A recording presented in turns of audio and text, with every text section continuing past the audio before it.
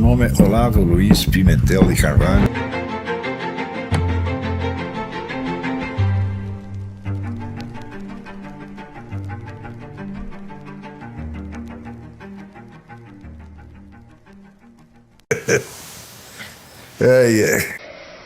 Por exemplo, existe o famoso livro do David Riesman, A Multidão Solitária, que estuda a evolução da história social americana pela sucessão de 3 tipos de personalidade dominante.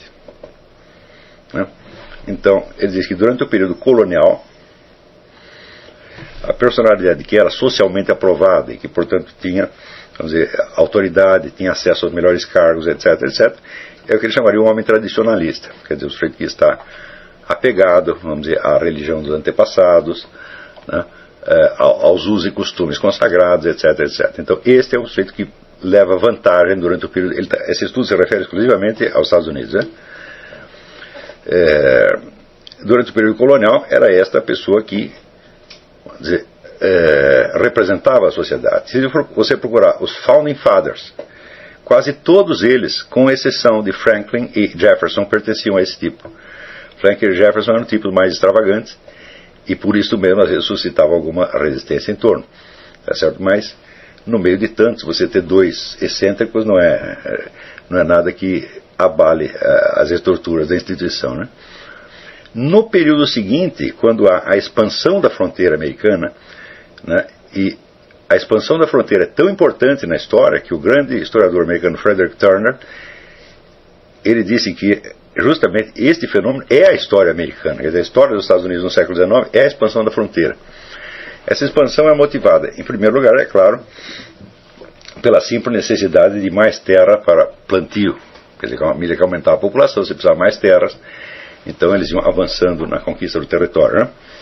E, em segundo lugar, motivado também por uma questão religiosa, porque como eles tinham muito a ideia da convivência entre várias religiões cristãs, e note bem, quando houve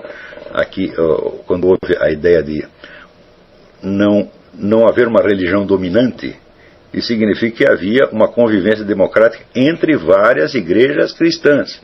Ninguém falou de budista, nem de muçulmano, nem de coisa nenhuma, né? Ali havia o que estava presente ali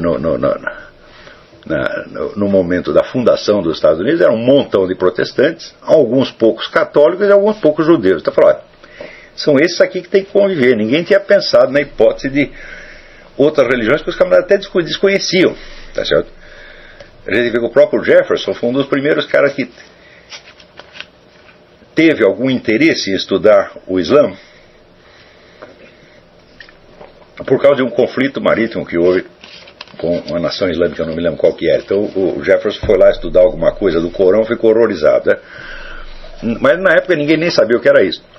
Então, como eles tinham esta ideia, vamos dizer, de que todas as igrejas são iguais perante o Estado, note bem, todas as igrejas cristãs, porque a totalidade dos signatários da Declaração de Independência e da Constituição e dos totalidade dos formadores dos primeiros congressos, os primeiros presidentes eram todos cristãos e todos declaravam agir em nome de princípios bíblicos. E se alguém tem alguma dúvida quanto ao caráter, vamos dizer, absolutamente cristão das instituições, das leis americanas, que leia o famoso livro do Benjamin Morris, né, que chama precisamente do caráter cristão das instituições americanas.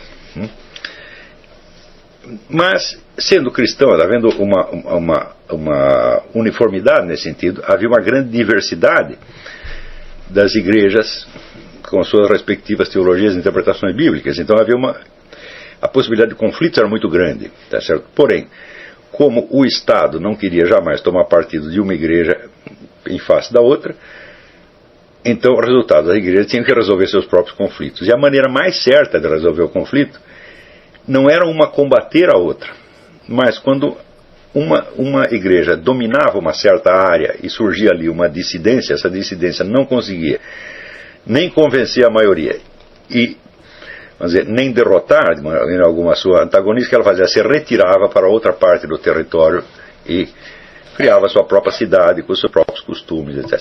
Isso é uma coisa que vigora até hoje, né? Vocês veem, o dono dessa rede Domino's Pizza, ele é um sujeito muito católico. Tá certo? E como ele não estava aí se sentindo muito bem no meio protestante, o que ele fez? Ele criou uma cidade católica, né? Isso aqui é muito comum, cidades que foram fundadas por líderes religiosos para acomodar o seu rebanho, por assim dizer, longe do conflito com uma outra igreja, né? Então, a expansão da fronteira, o avanço da civilização americana para o oeste, é a própria história americana no século XIX, né? Até recomendo a leitura do livro clássico do Frederick Turner, A Fronteira na História Americana, né? Então, nesta altura, o que se torna dominante é um outro tipo de personalidade. Quer dizer, a nova situação social requer não um homem apegado às suas tradições e costumes, mas ao contrário, um sujeito que tem iniciativa e que será capaz de inovar, fazer uma coisa que os outros nunca fizeram. Então, aí que surge a ideia do self-made man. Quer dizer, o sujeito que mete as caras sozinho, onde ninguém queria ir, não é isso? Existe aqui até um livro, um romance clássico aqui americano, Cimarron, da Edna Ferber, que é a história de um tipo desse. Eu recomendo que vocês leiam. Só não é uma grande obra de literatura, mas é um documento interessante, sobre o tipo, o sujeito assim, extravagante, era um imigrante francês, que mete as caras na corrida para o oeste, e acaba desempenhando um papel ali importante na coisa. Assim como esse tipo, havia muitos outros. Esse tipo de gente era muito prezada. Então, quer dizer, um homem que tem iniciativa para fazer coisas que os outros nunca nem tinham pensado em fazer. E que, a partir, vamos dizer, dos anos 30, 40, quando vem o negócio do New Deal, e o Estado americano começa, vamos dizer, a invadir certos setores da vida social que antes estavam, vamos dizer, sob controle da própria sociedade, então você cria um terceiro tipo, que é o homem organizacional, que é o sujeito que se adapta bem a uma macro-organização, né, dentro da qual ele é uma pequena pecinha, ele é como, né, uma formiguinha, formiguinha no formigueiro, um cupinzinho no cupinzeiro e assim por diante. Então, que é ao contrário, uma pessoa que não tem iniciativa, a pessoa que só faz o que lhe manda, e a pessoa que se adapta facilmente às novas exigências ditadas pela firma, pela organização, pela burocracia. Então, este tipo que se tornou dominante nos Estados Unidos de uns anos para cá, ele aumentado e radicalizado, ele é o tipo que a nova civilização mundial fomenta. Com um nível, vamos dizer, de plasticidade e adaptabilidade muito maior do que o do chamado homem organizacional. Tem outro livro a respeito, Theodore White, The Organization Man, né, a respeito justamente deste tipo, né, que são pessoas fracas, frágeis, né, que têm um infinito cuidado consigo mesmas, né, então sempre querem um bom padrão de vida, querem uma vida sossegada, mansa, mas repleta de todos os benefícios da economia moderna, e naturalmente vem com, né, horror à perspectiva da sua própria morte. Então vivem cuidando da saúde, da beleza, né? Então, os caras lá fazendo plástica, fazendo botox, né? E se alguém olha feio para ele, eles choram, né? Ou então processa o cara, né? Ele está olhando para mim, mãe. Então, é um tipo assim inferior mesmo, um tipo infantilizado. A universalização deste tipo de pessoa nos Estados Unidos teve efeitos até, vamos dizer, fisiológicos muito profundos.